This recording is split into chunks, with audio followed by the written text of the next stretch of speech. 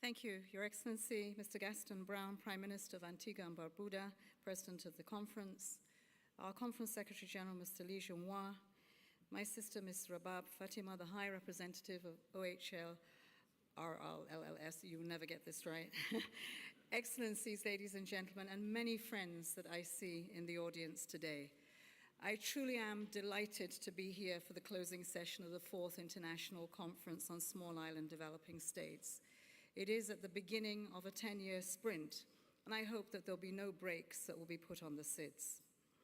Allow me to begin by expressing my deep gratitude to the government and the people of Antigua and Barbuda for their warm and generous hospitality to the Secretary-General, myself, and the teams. I would also like to add my appreciation and commend the leadership and the vision of Prime Minister Gaston Brown in delivering a very successful conference and setting a new bar for the Caribbean, that one you can be proud of, and I'd like for you to join me in applauding that.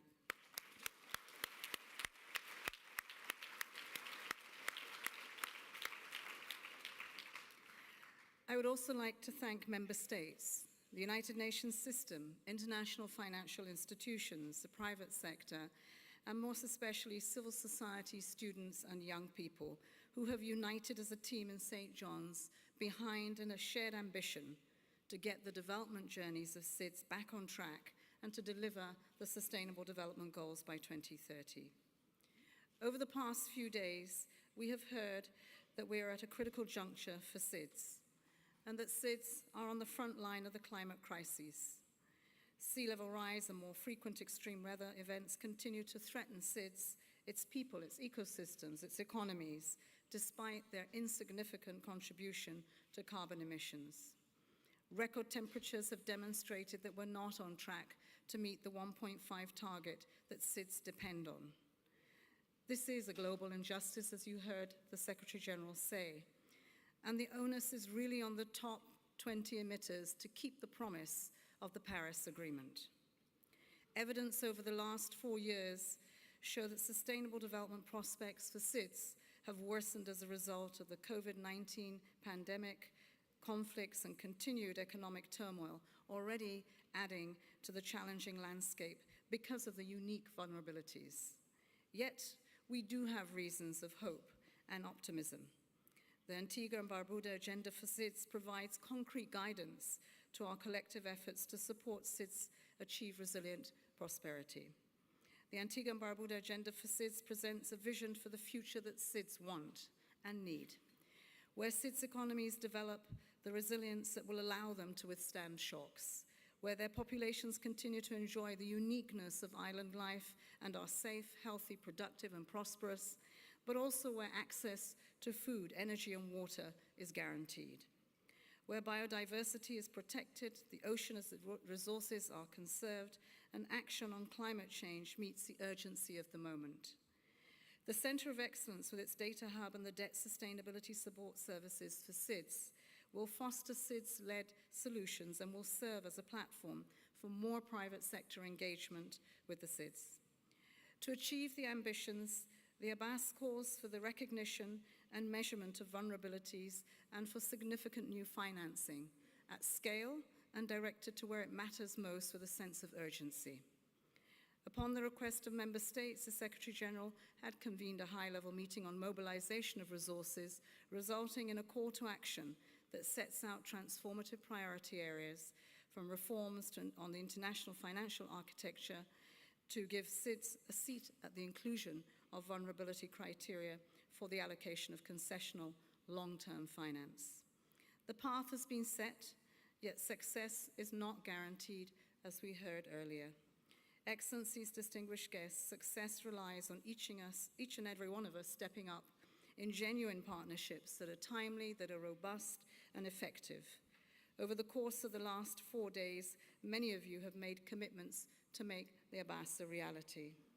We've heard announcements about the ratification of the BBNJ, about knowledge hubs, facilities and mechanisms to support efforts for the stewardship of the oceans, fisheries, renewable energy, and energy efficiency, about South-South cooperation around green and blue bonds, and pledges for rechanneling of special drawing rights to provide additional financing for SIDS, and to mobilize public and private investment towards SIDS initiatives. Early warning and anticipatory responses to safeguard food security have been highlighted by your discussions, in particular in light of worrying forecasts of what to expect in the context of the El Niño and in the future.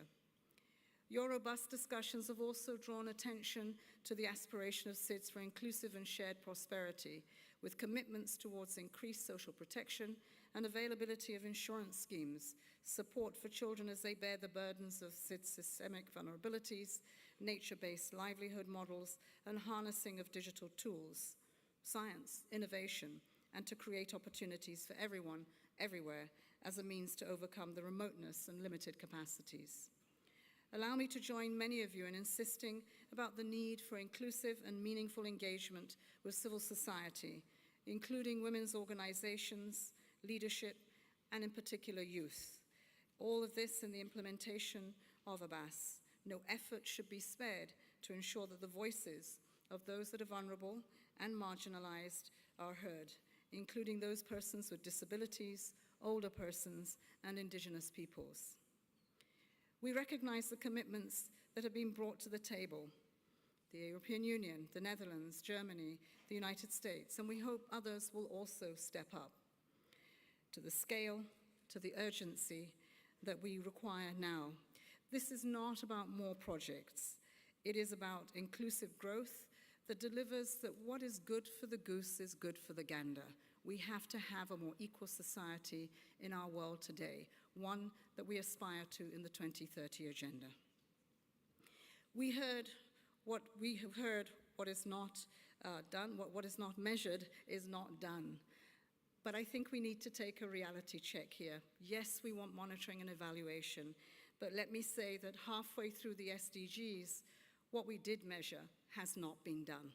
And that's a wake-up call for us to, all seriousness, not to lose the credibility of the multilateral system when we set in places more frameworks, more monitoring and evaluation. The real work has to be done in bringing the means of implementation to the many plans, many frameworks, many conversations that we have, and make that a reality in the lives of everyone. We have to dig deeper to make sure that this is done. From the UN family, we commit to joining your efforts at all levels globally, to work with you to meet the 1.5 target towards increased finance and simplified processes at the regional level, connecting our multi-country offices with your teams and the expertise and skills that are needed. On the ground, our resident coordinators and our UN country teams will work hand in hand with all partners to support SIDS in their transitions to digital, green, blue, I hear even turquoise, that deliver resilient prosperity and sustainable development for populations of SIDS. Looking ahead, the Summit of the Future in September will be a once-in-a-generation opportunity to revitalize multilateralism. That's our international cooperation. That's about us in the global town hall of the United Nations, speaking to the village, our wealth, our humanity, our planet.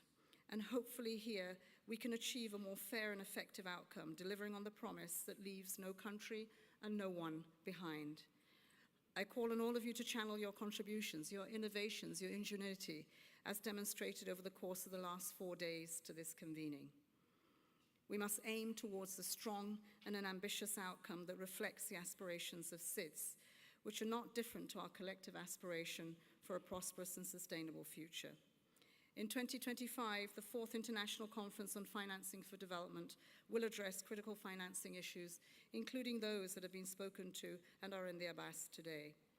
They will support the reform of the international financial architecture, and we must work towards COP29 and 30 to ensure we get the renewed ambitions of the NDCs that we seek. SIDS have set out their vision, and these again will be opportunities to take the agenda forward. Excellencies, distinguished guests, as we prepare to leave Antigua, let us remember that this conference marks the beginning of a new journey. Our responsibilities don't stop here. The Abbas must guide our efforts towards 2030. When we meet in 10 years' time, or as Ambassador from Barbados has said, maybe in shorter time, I hope that we are speaking of how the work has begun here and has made the 2030 Agenda and Paris Agreement a reality in people's lives and in the islands the Pacific to the Caribbean, the Atlantic, the Indian, and the South China Sea. We have now paved that path to resilient prosperity for future generations. Let's try to go forward with a new sense of hope, solidarity, and determination to commit to a decade of delivery in a world where it doesn't seem so real, but in which our experience in the last 4 days here have made that hope more hopeful. I thank you.